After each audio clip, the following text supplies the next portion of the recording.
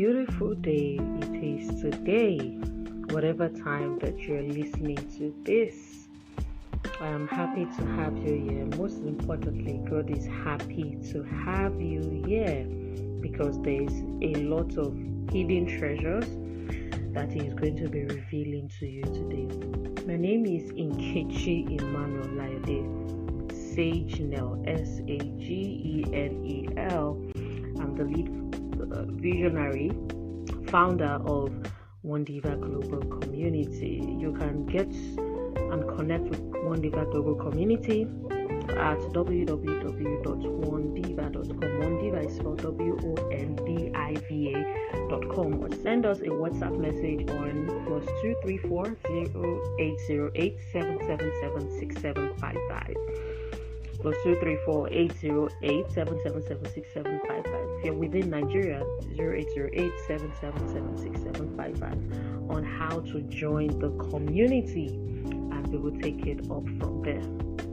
Today we're going to be talking about a topic that has been specially requested, especially by the community. We have different centrals and we have different, I would call it categories and groups of women who are growing together, winning together, thriving together, and of course going through tough times together, because we have both the tough and of course and the triumphing times as well in life. And so we have different centrals, and this particular topic, and the topic will be taken through what I have themed the month of love.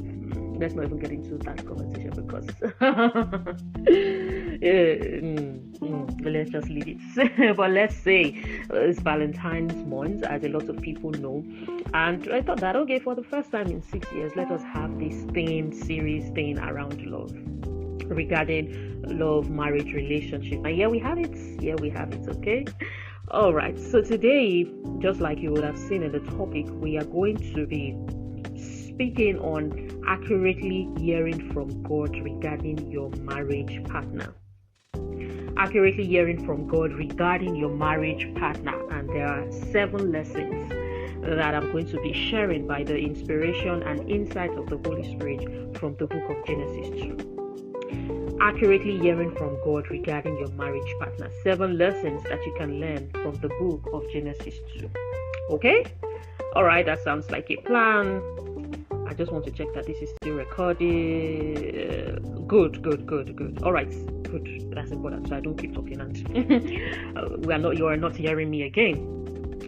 The question has popped up beyond even singles in W.O.N.D.I.V.A Global Community about how do I hear from God regarding my marriage partner. This is a question that is a viral question everywhere that you go.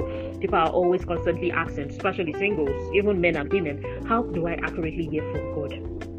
And while thinking about this and praying about sharing this message and lessons with you, what came to mind is the first way to accurately hear from God is actually via the scriptures. And a number of people know this, but a number of people are not willing to do the work. And so there are different cadres and different levels of your hearing from God or allowing God to speak to you, because it's not like you may have the desire to hear from God, but it is another thing entirely to allow God to speak to you. Okay?